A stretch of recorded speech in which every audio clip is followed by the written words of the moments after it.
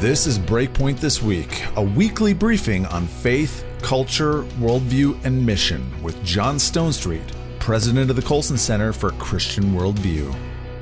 Well, welcome to another episode of Breakpoint This Week. I'm Shane Morris, our junior-looking senior writer here at the Colson Center.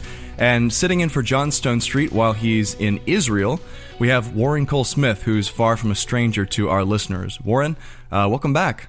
I hope not for the last time ever. Yeah, thanks, Shane. Great to be with you again. I'm calling you from, as they say, the Great White North here in Alaska. Yes, you're in Alaska right now. Tell us what you're up to up there.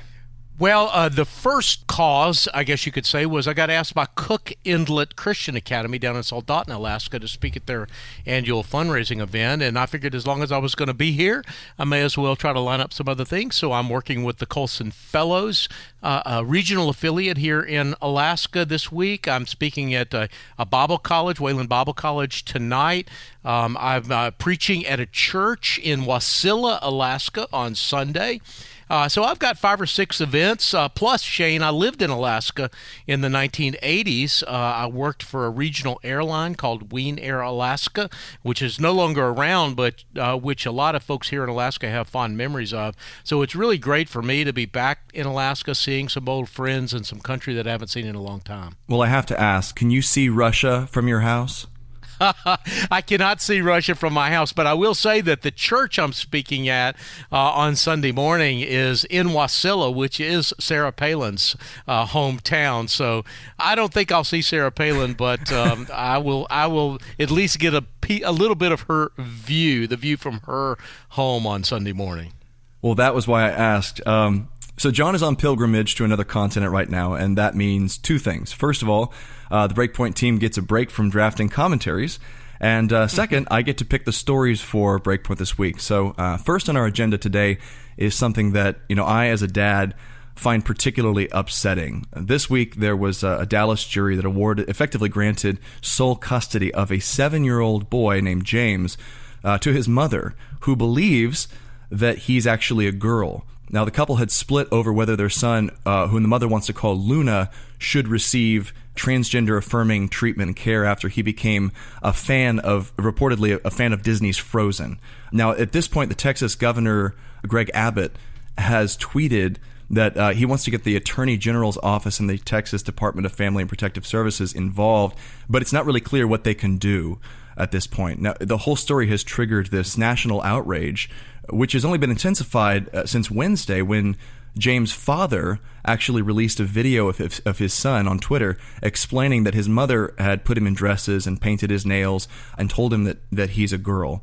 And this despite the fact that researchers like Johns Hopkins University psychiatrist Paul McHugh have pointed out, like he did in the Wall Street Journal a few years ago, that studies show 80 to 90% of prepubescent children like James, who are diagnosed with gender dysphoria, will spontaneously revert to identifying as the sex that they were born as. And he actually concludes in that piece, these medical interventions come close to child abuse. And I would say they're not just close to child abuse, they are child abuse. What do you think about the whole situation? Yeah, well, Shane, I would agree with you on that. This story made you angry, frustrated you, upset you, and it certainly does for me as well. This story, from my point of view, is kind of wrong on a couple of different levels. Number one, it just disregards reality. At least the mother involved in this case is just disregarding reality. I mean, just in case this needs to be said out loud, Shane, let us just stipulate for the record that boys are not girls and girls are not boys. That seems like something that should be pretty basic, but it's strange that literally within the last few years, such a basic statement of biological reality and truth, if you will, is suddenly up for question. And the other thing that bothers me about this story is that the mother is clearly using her son for ideological purposes. The welfare of the child himself has taken a back seat to the ideology of the mother. And I think that, obviously there are, lots of good parents and bad parents out there, and you can't sort of have a litmus test for what's a good parent and what's a bad parent, except whenever, as you said a few moments ago, it moves into the category of child abuse. And I would agree that that's the category that this is in, and I think that we're probably going to have to see some sort of legal remedies for this problem in the weeks, months, and years ahead. Well, you're right that stating the obvious, boys aren't girls and girls aren't boys. I think it was George Orwell who said that sometimes the first duty of intelligent people is to restate the obvious. And if there was ever something obvious, it's that this is hideous and abusive, and it's a symptom of a culture and a legal system to boot that have frankly gone insane. I mean, just stop and think about this for a moment. Even if what this boy's mother says is true, and becoming a girl was his idea, which, by the way, is very much in doubt in this case, what other pronouncements of a 7-year-old do we take this seriously? I mean, I have a 7-year-old and a 5-year-old and a 2-year-old. And my oldest told me just last night that she was a superhero named Nature Girl who can talk to animals.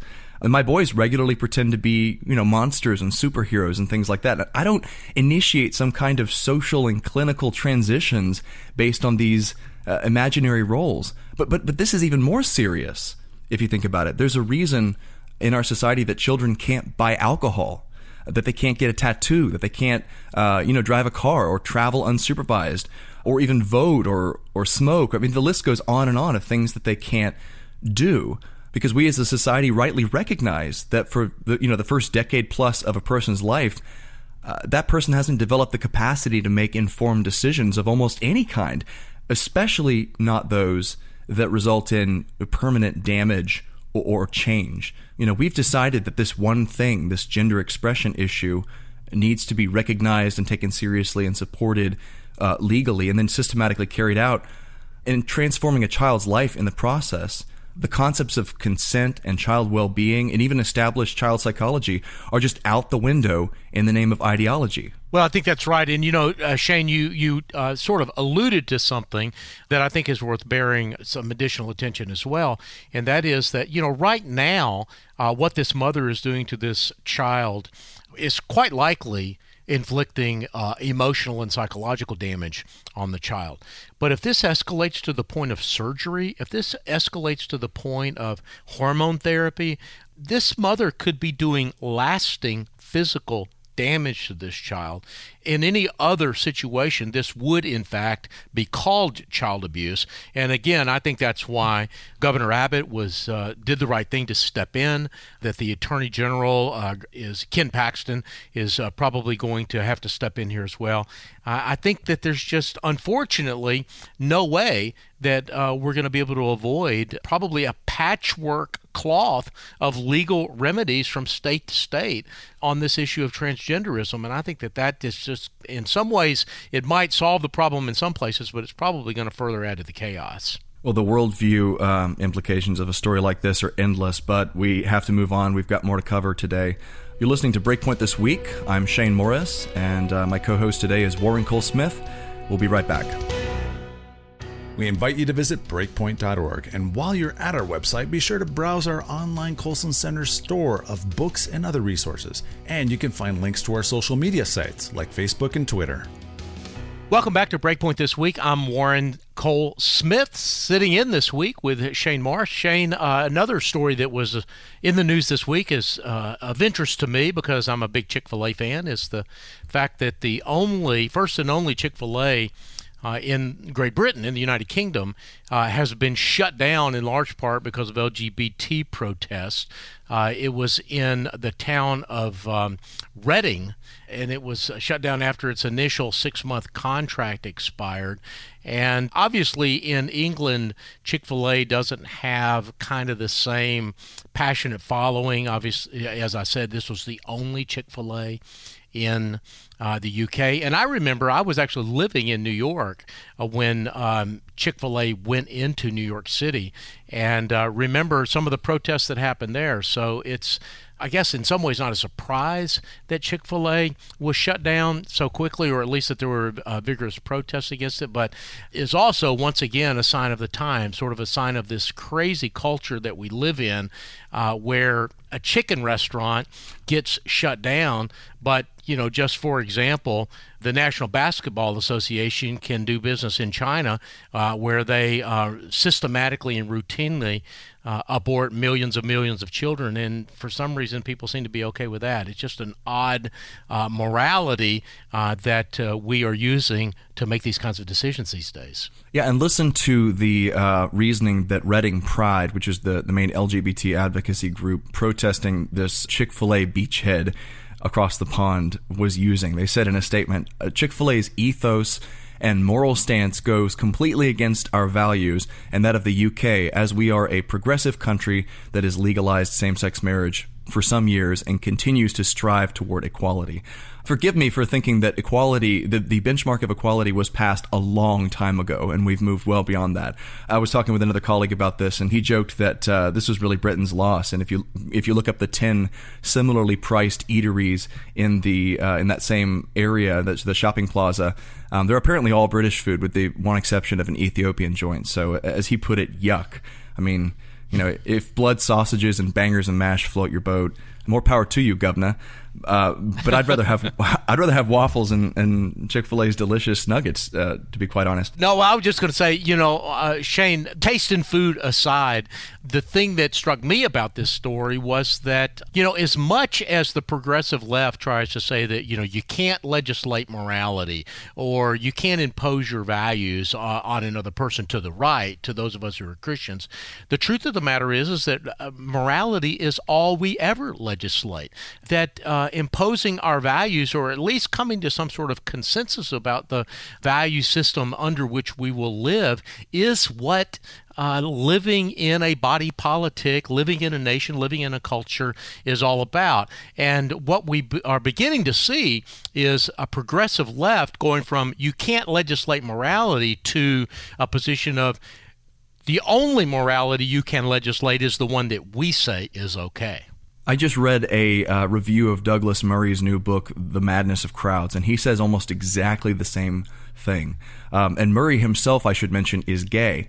But in his new book, he evidently takes the LGBT movement to task for sort of morphing into this campaign for ideological conformity across culture. And we saw this even in this country with bans on therapy for people with unwanted same-sex attraction, and even some of the Democratic presidential candidates on the debate stage last week floated the idea of reworking or revoking the tax-exempt status of religious organizations and churches that teach that natural and biblical understanding of marriage and sex. So there's this almost neurotic obsession with shutting down Chick-fil-A. You could think of it as a sort of an LGBT fragility problem, to borrow a phrase from the left.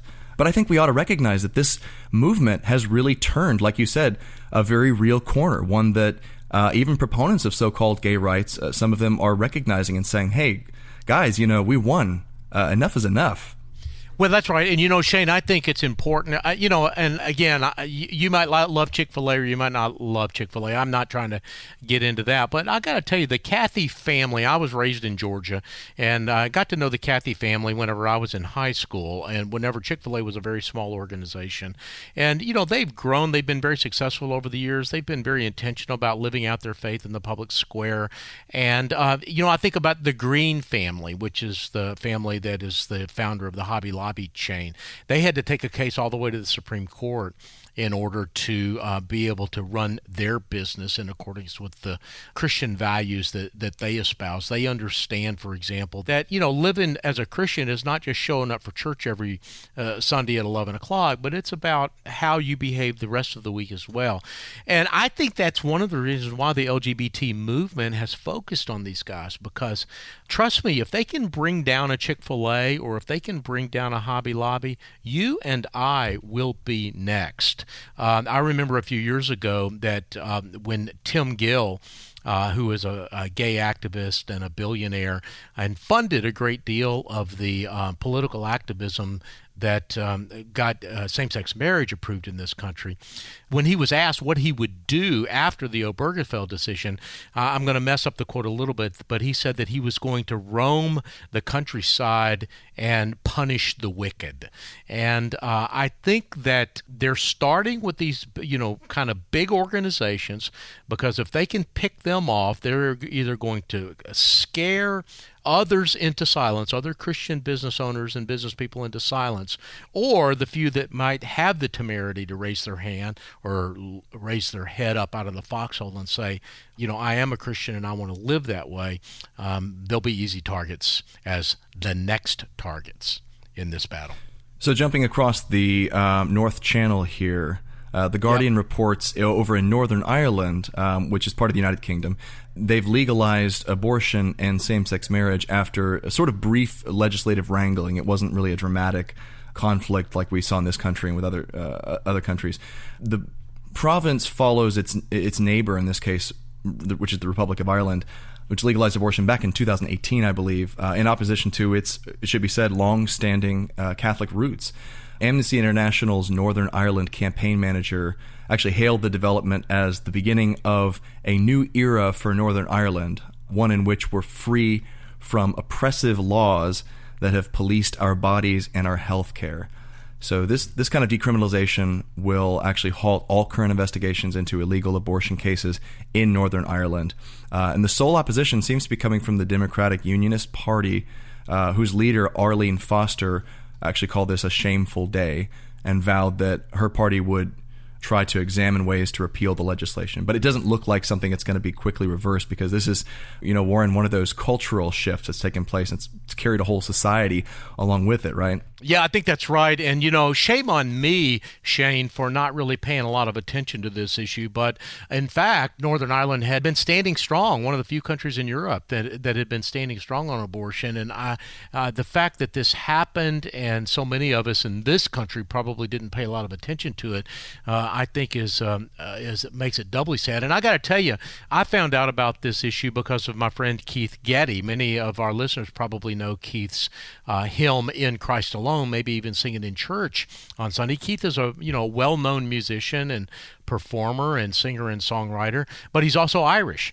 and he started sending out emails on his platform talking about what a sad day it was, what a shameful day it was, that and he said something that we say here at the Colson Center a lot, that the politics doesn't get the final say in this question, that they were going to continue to fight. And Keith opened my eyes to what was happening there.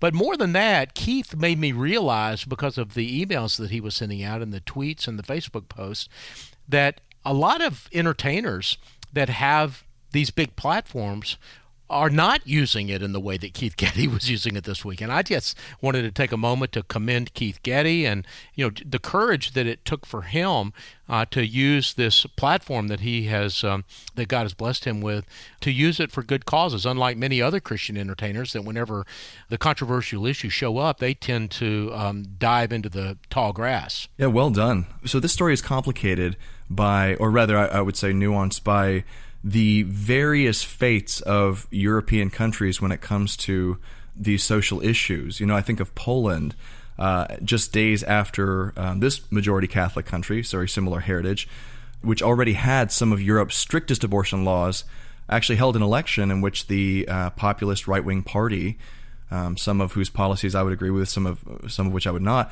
retain power. Right. And this is the Law and Justice Party, it's called. The leaders of the party have promised to tighten abortion laws further there. And so currently, as I understand it, all abortions in Poland are banned except in the cases of rape, jeopardy to the mother's life, and irreversible damage to the fetus. So it's interesting to see the diametrically opposite trajectories that two European countries have taken on this. What are your thoughts, Warren, on why that happened? What are the historical factors that contributed to that? And then, how can we direct our country towards one of those fates as opposed to the other? Yeah, that's a really great question, and I'm not an expert on this, but I will say that John Stonestreet and I were at a conference hosted by Touchstone Magazine a couple of weeks ago in Chicago. It was actually in Deerfield, Illinois, at Trinity International University and Trinity Evangelical Divinity School. And ostensibly, the class or the conference was on the Benedict option and kind of a look at it from all kinds of angles.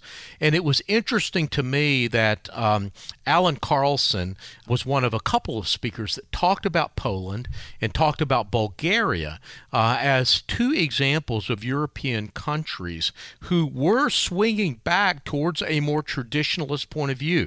They were putting laws in place that were protecting the family, that were protecting children, that they were providing space for mothers to stay at home and care for their children. By space, I mean in both the worker laws, but also in the tax laws and the tax code as well.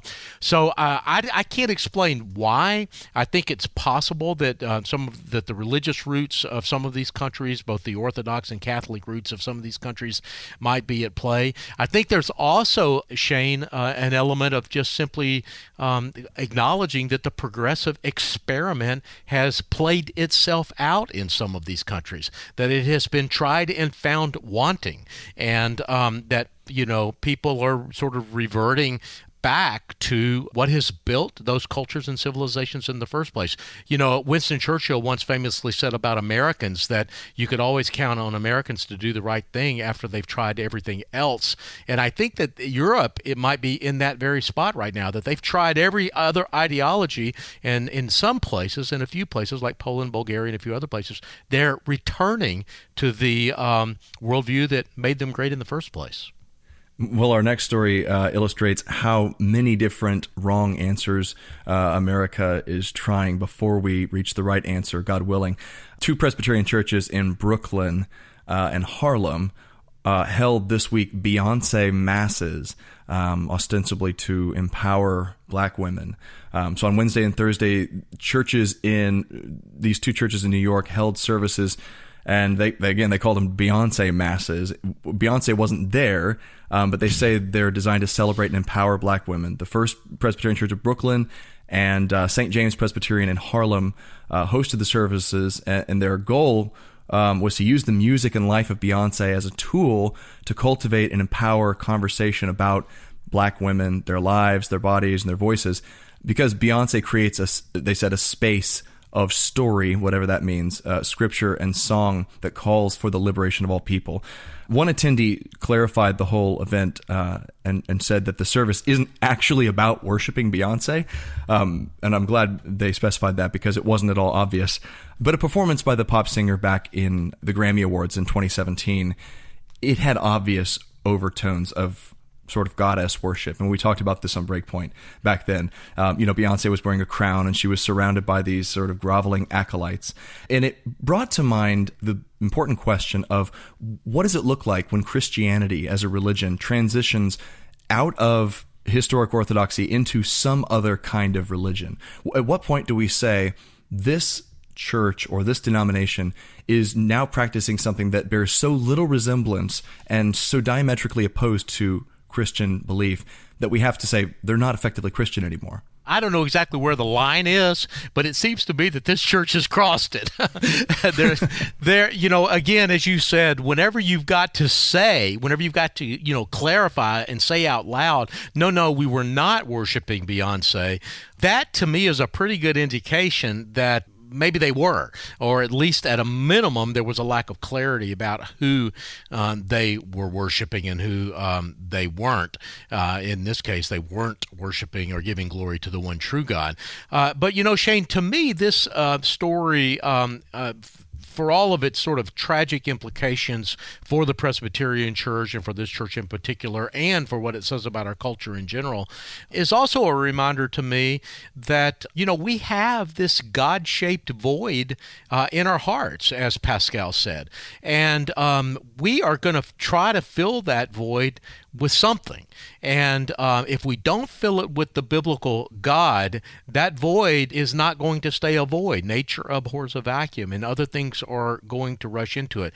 We talked a couple of weeks ago on Breakpoint this week about how presidential candidate Pete Buttigieg has been sort of wrapping his progressive ideology in biblical language, in part because the Christian story really still does have some currency these days.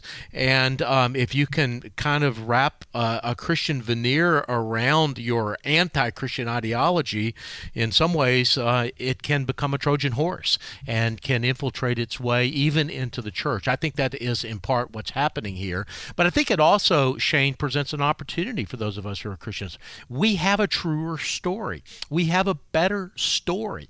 We have the square peg that fits in that square hole void, if you will, or the circle, whatever metaphor you want to use there. I mean, we have the right answer. And I think that if we can use these moments to kind of make the point that it is the gospel that we seek. So in some ways, not unlike what Paul did in Acts chapter 17 at the Areopagus, to say, let me tell you about this unknown God that you are worshiping. I think that it does create an opportunity. There's a cultural moment here that we can take advantage of. Well, if any week on Breakpoint this week has underscored the importance of engaging the culture, it has to have been this week. Warren, thank you. That was a terrific wrap-up. Exactly what we need to hear. Well, we're out of time for today, actually. We've got so many more stories I wish we could have gotten to, but we didn't have time. Before we go, I do want to mention that if you want more information about any of the stories we mentioned today on the program, you can come to breakpoint.org and click on resources mentioned on the radio and podcast over there on the right-hand side, and we'll put all of these stories up there for you. For the Colson Center and Warren Cole Smith, I'm Shane Morris. Thanks for listening, and we will see you next week.